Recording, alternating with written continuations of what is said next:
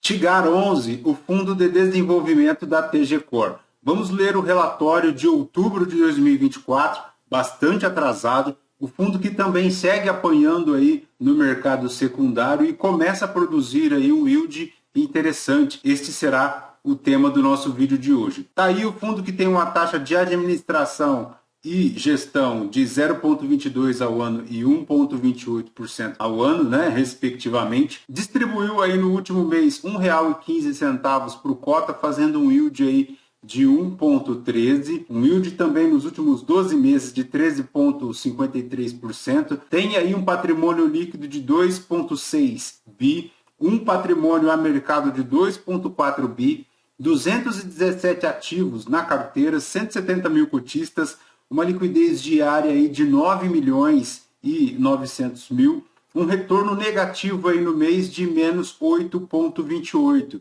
Os principais destaques da gestão é que no mês consecutivo houve uma elevação na distribuição de rendimentos aos cotistas, né, passando aí para R$ 1,15, fazendo um yield de 1,13. Né? Nos últimos 12 meses já distribuiu R$ 15,38 por cota, o equivalente a 13,53.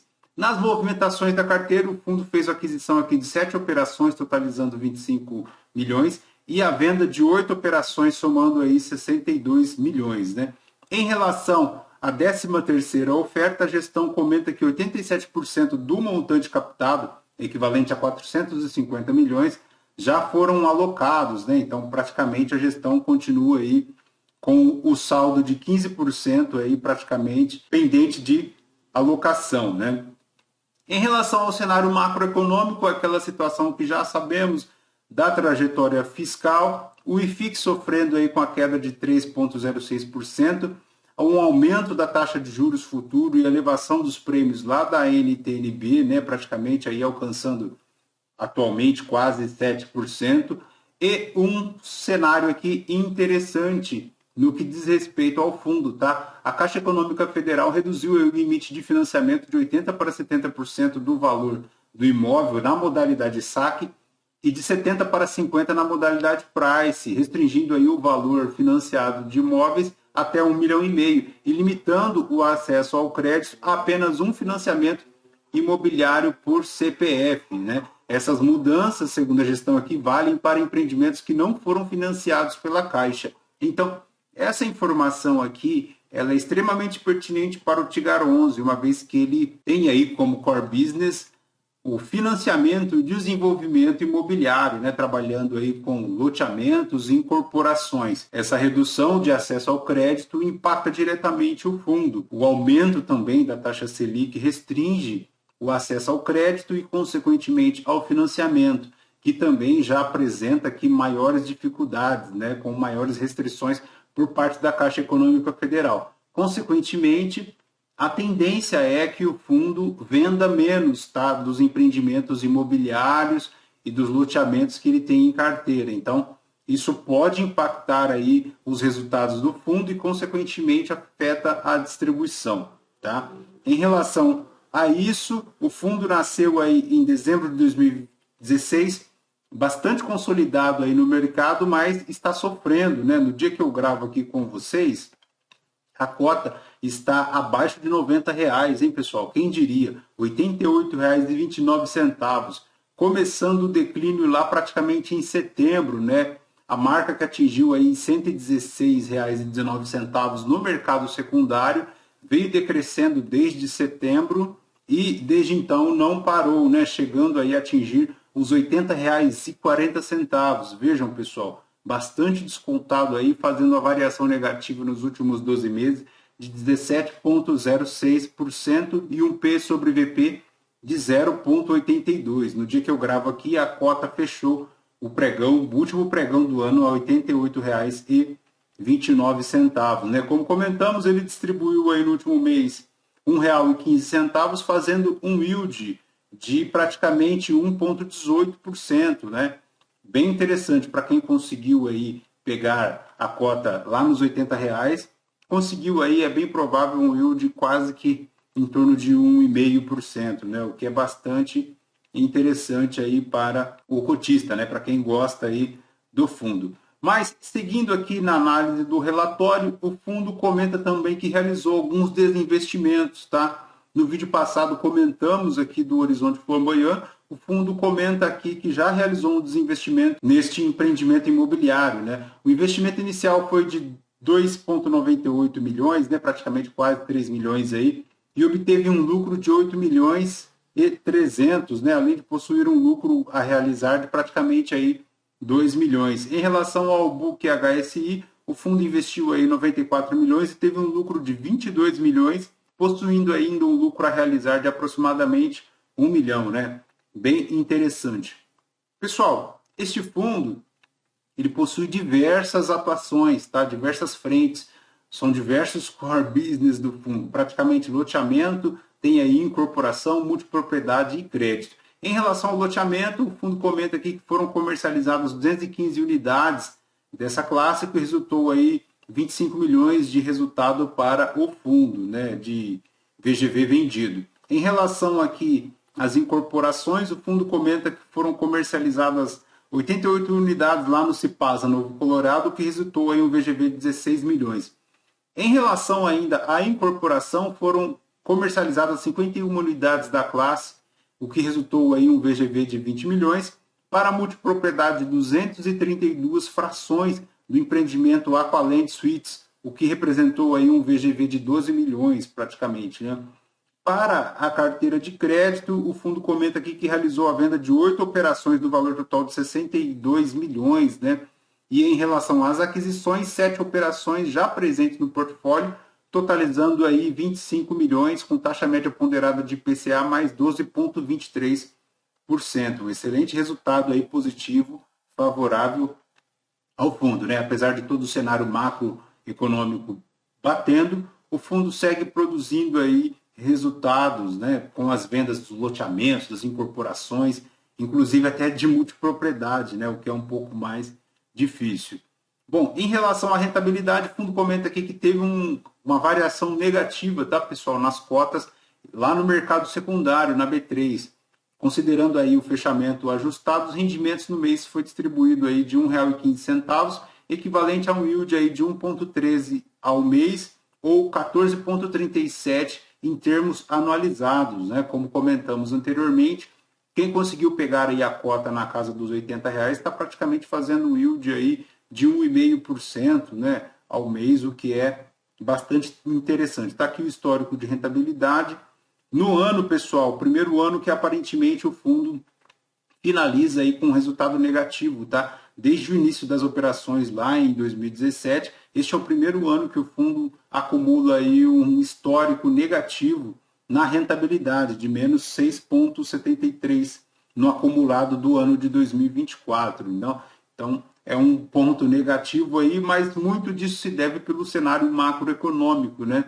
Todo embaraçado em relação à taxa de juros Selic, a dificuldade de acesso ao crédito imobiliário, né? Praticamente aí o IPCA batendo aí praticamente a NTNB quase que 7%, a inflação explodindo, Selic nas alturas, dólar a R$ 6, tudo isso se traduz aqui num resultado anual negativo para o fundo, né? Mas apesar de tudo isso, como comentamos, ele ainda consegue produzir aí as transações, né? Praticamente no loteamento, na incorporação, na multipropriedade e também no crédito. Está aí o histórico de distribuição, praticamente R$ 1,15, fazendo um yield de 13,53 no mês. O fundo, pessoal, ele possui 170 mil investidores, 170 mil cotistas, tem aí um volume financeiro diário de 9 milhões e 900, né? Muito bom. Em relação aos resultados, a classe de equity foi responsável por 79,97% das receitas do fundo. O fundo possuía aí um resultado não distribuído equivalente a 18 centavos e para os próximos meses, atenção, hein? A gestão aqui já prevê um rendimento para os próximos 3 meses de R$ 1,10 e R$ 1,30. Então fica o guidance na banda inferior R$ 1,10, na banda superior R$ 1,30 para os próximos 3 meses. Na DRE do fundo ele produziu aí 32 milhões de receitas, subtraídas aí as despesas de 3 milhões e 400, resultou aí num caixa de 29 milhões 213 mil, um resultado de cota aí de R$ 1,24, dos quais ele distribuiu R$ 1,15, né? fazendo aí um excelente resultado. O equity praticamente deu quase 80% aqui das tipologias de receita do fundo, como comentamos, bastante interessante, né?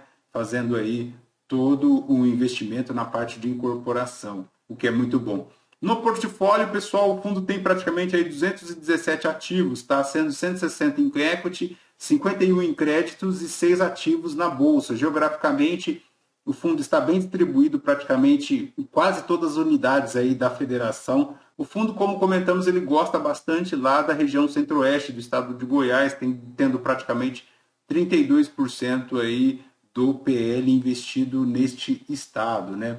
Tem aí, pessoal, praticamente 65% em loteamentos, 22% em incorporação, 11% em multipropriedade, 1% em shopping e 0,26% em renda, né? Praticamente muito bom. Aí a taxa interna de retorno do fundo, a taxa interna real deu 16,62% mais a inflação, sendo que de obras ele tem 90%, 72% já na carteira de vendas, tem um VP aí da carteira vendida a receber de 2,5 bilhões praticamente, né? E um VGV aí de 5 bilhões praticamente. Muito bom, né? Interessante. Está aí as maiores concentrações do fundo, né, estão aqui no ativo Blue 8 e Blue 3, praticamente formando aí uma carteira de home equity, né, na IPCA mais 10, IPCA mais 12%, o que é bem tranquilo, bem pulverizado, diversos empreendimentos, diversos loteamentos, né, temos aqui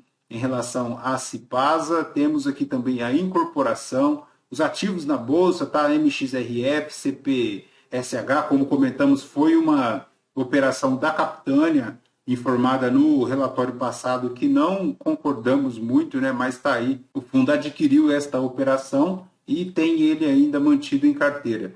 Está aí o detalhamento, pessoal, dos ativos de crédito. São diversos empreendimentos, diversos imóveis, não dá para acompanhá-los de perto. O Tigar, pessoal, é aquela situação, né? É confiar na gestão, que ela está fazendo um excelente trabalho e fechar os olhos e ir, né? Infelizmente, dado o perfil aqui de incorporação, não dá para verificar, para apurar a qualidade de cada um dos ativos investidos, né?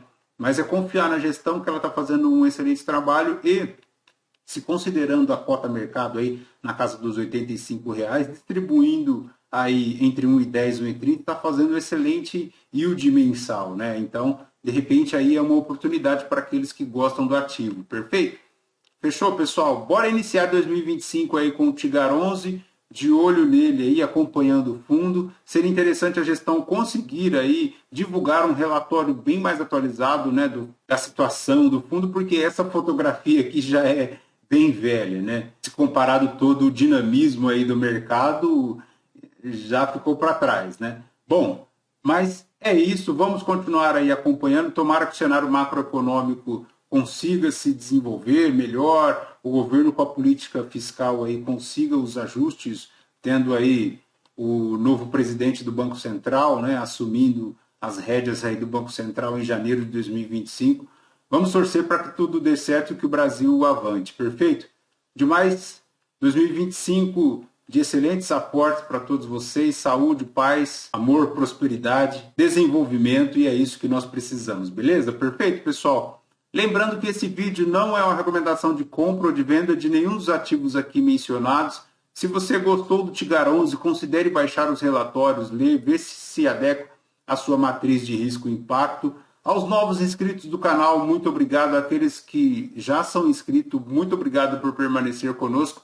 Se você ainda não é nosso inscrito, considere se inscrever. Deixe o seu like, o seu joinha, o seu comentário, porque tudo isso nos fortalece a continuar produzindo conteúdos para a nossa comunidade de investimentos aqui do YouTube. Perfeito? Fechou? Voltamos então com o próximo vídeo. Excelente 2025 para vocês. Fraterno abraço. Tchau, tchau.